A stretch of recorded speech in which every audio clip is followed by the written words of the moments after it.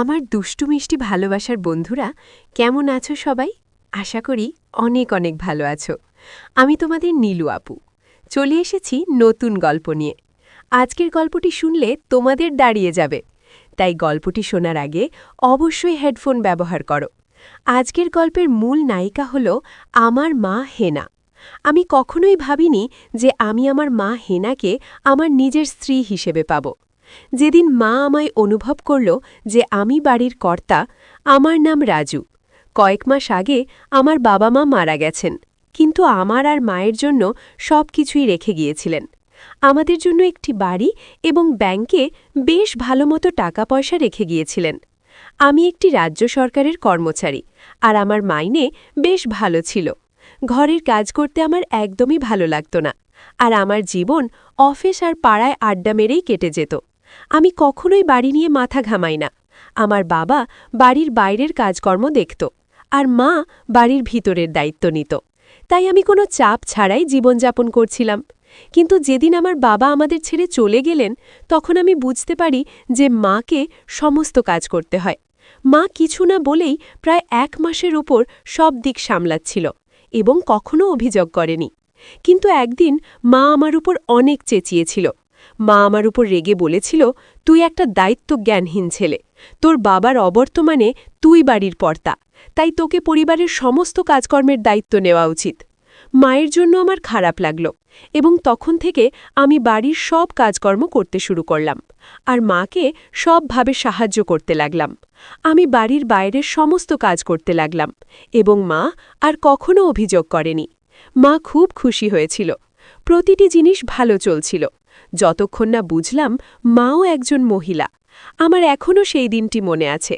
আমি কাজ থেকে তাড়াতাড়ি এসেছি এবং যেহেতু মা আমার জন্য দরজা খোলেনি, আমি আমার চাবিটি দিয়ে দরজা খুলে বাড়ি ঢুকলাম। বাথরুম থেকে শাওয়ারের আওয়াজ আসছে। আমি আমার সমস্ত জিনিসপত্র রাখার জন্য আমার ঘরে গেলাম। কিছুক্ষণ পরে শাওয়ারের আওয়াজ থামল এবং বুঝলাম মা তার ঘরে ঢুকল। আমি আমার ঘর থেকে বেরিয়ে মায়ের ঘরের দিকে যাচ্ছিলাম। মায়ের ঘরের দরজায় গিয়ে দেখলাম যে দরজাটি ঠিকভাবে বন্ধ করা হয়নি। দরজার ফাঁক দিয়ে ঘরের ভেতর তা দেখা যাচ্ছিল। মা ভেজা পড়ে দাঁড়িয়ে আছে। মায়ের উপর থেকে সম্পূর্ণ মায়ের বেশ বড় বড় দুটো পরিষ্কার দেখা যাচ্ছে। সেই জন্য মায়ের নরম গোলাকারগুলো খুব সুন্দর লাগছে। মায়েরগুলো বাদামি রঙের। সদ্য স্নান করার জন্য মায়ের মাথার চুল ভিজেছিল, আর সারা গায়ে জলের ফোঁটা লেগেছিল। মাকে দেখতে খুব সুন্দর লাগছে। মায়ের নজরে আসার আগে আমি একটু জোরে মা বলে ডেকে নিলাম। মা সঙ্গে সঙ্গে নিজের তোয়ালেটা নিজের চাপা দিয়ে দরজা খুলে জিজ্ঞেস করল, রাজু, কখন এলি তুই? আমি তো বুঝতেই পারিনি। আমি বললাম, এই কিছুক্ষণ আগে এসেছি, সব বাজার রান্নাঘরে রেখে দিয়েছি। তারপর আমি আর মা কিছুক্ষণ স্বাভাবিক কথাবার্তা বললাম। আমার মায়ের সেই দৃশ্যের পরে আমি আর নিজেকে ধরে রাখতে পারলাম না। এরপর থেকে আমি মাঝে মাঝেই মাকে অর্ধনগ্ন অথবা পড়া অবস্থায় দেখতাম। মায়ের প্রতি দিন দিন আমার আকর্ষণ বাড়তে থাকে এবং আমি সবসময় মায়ের অর্ধসঙ্গ দেখার সুযোগ খুঁজতে শুরু করি। এমনকি আমি মায়ের সম্পর্কে চিন্তাভাবনা করাও শুরু করেছি। মাঝে মাঝে মাকে চিন্তা করে শুরু করি। এই মুহূর্তে আমি বুঝতে পারি যে বাবা আমাকে বাড়ি এবং নগদ ছাড়া অন্য আরেকটা জিনিস রেখে গেছেন। সেটা হলো আমার মা এবং তার সৌন্দর্য, সমস্ত উত্তরাধিকারের সেরা সম্পত্তি। এক রাতে আমরা টিভিতে একটি হিন্দি সিনেমা দেখছিলাম। এটি বিবাহ বহির্ভূত সম্পর্কের স্বল্প বাজেটের সিনেমা ছিল। সিনেমাটায় অনেক দৃশ্য ছিল, যদিও পুরো দৃশ্য ছিল না, কিন্তু নায়িকার ডিপ কাট, নায়িকাকে দৃশ্য বা নায়িকার দৃশ্যগুলো খুব ছিল। সিনেমাটা দেখতে দেখতে আমরা দুজনেই খুব হলাম। আমি দেখতে পাচ্ছিলাম যে মা খুব উত্তেজিত হয়ে ভারী শ্বাস নিচ্ছে। সিনেমার পরে আমরা সিনেমাটা সম্পর্কে কিছুটা আলোচনা করলাম এবং তারপরে আমরা আমাদের ঘরে চলে গেলাম। আমি এতটাই উত্তেজিত ছিলাম যে ঘরে এসে কিন্তু তারপরেও ঘুমোতে পারলাম না। সিনেমা এবং আমার মাকে নিয়ে ভাবতে ভাবতে উত্তেজিত হতে লাগলাম।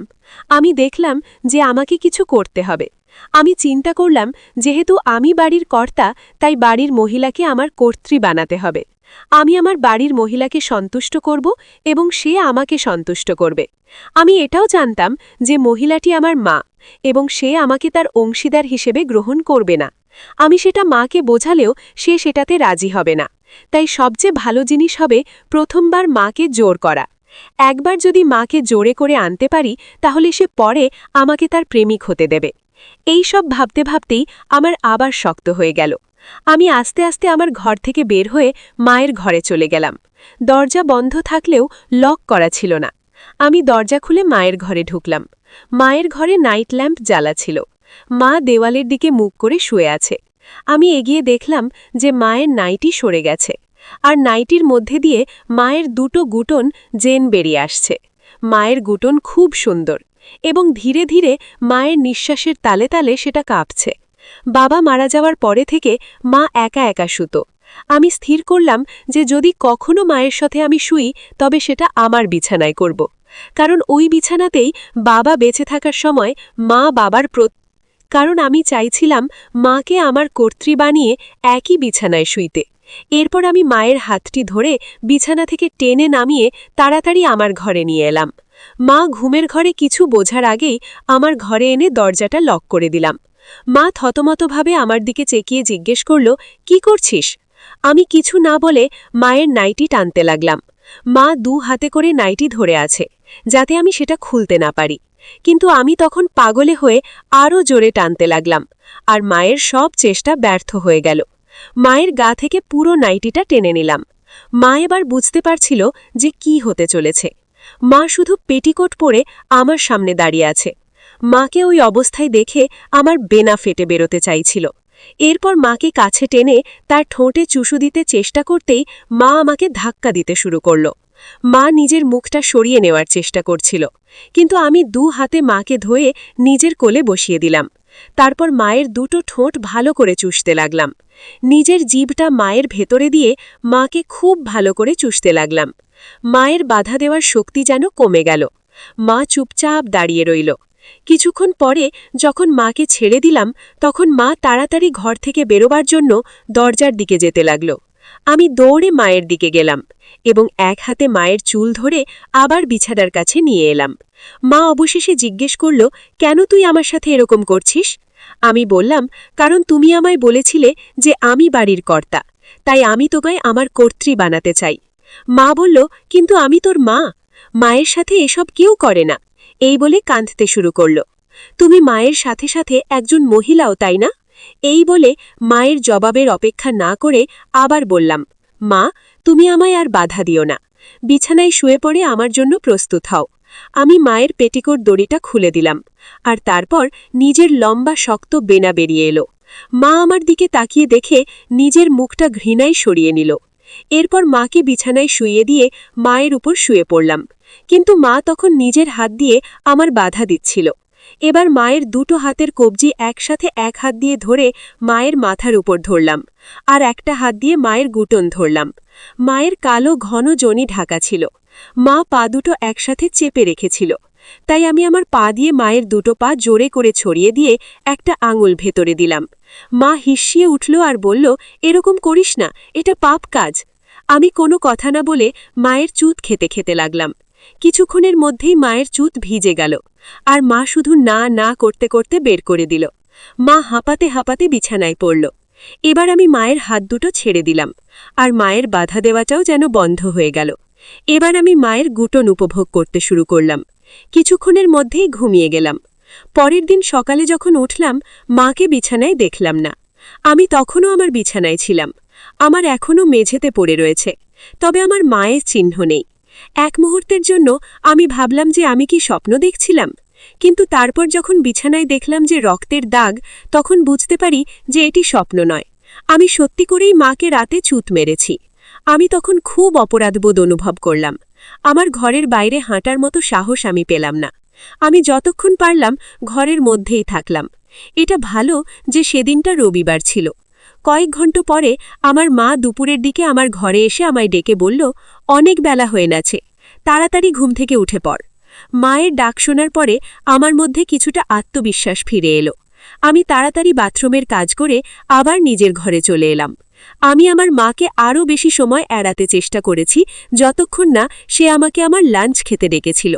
সেই দিনটি আমাদের দুজনের জন্য এক ভয়াবহ দিন ছিল।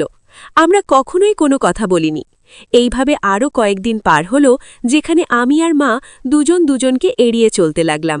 যেহেতু আমি চাকরি করি, তাই অনেকটা সময় আমি বাড়ির বাইরে থাকতাম। না হলে এরকম পরিস্থিতিতে আমি হয়তো পাগল হয়ে যেতাম। এই সময় মাও আমাদের প্রতিবেশী এবং নিরাত্মীয়দের সাথে অনেক সময় দিত। সম্ভবত আমার থেকে দূরে থাকার জন্যই মা এটা করত বলে আমার ধারণা। প্রায় 1 মাস শেষ হবার পরে আমি ঠিক করলাম এভাবে চলতে পারে না, এবং আমাকেই কিছু একটা করতে হবে। বৃহস্পতিবার আমাদের রাতের খাবারের পরে আমি মাকে বললাম, মা, আমি খুব দুঃখিত, এবং আমি কখনোই তোমাকে আঘাত করার জন্য এটা করিনি। আমি সত্যি তোমায় খুব ভালোবাসি। মা আমার দিকে তাকিয়ে তারপর কান্নায় ফেটে পড়ল। আমার খুব খারাপ লাগছিল। স্বাভাবিক অবস্থায় ফিরে আসতে আরও 2 দিন লেগেছিল। আমাদের মা ছেলের সংস্কারের স্বাভাবিকতা কখনোই ফিরে আসেনি। মা সর্বদা আমার কাছ থেকে দূরে থাকার চেষ্টা করে।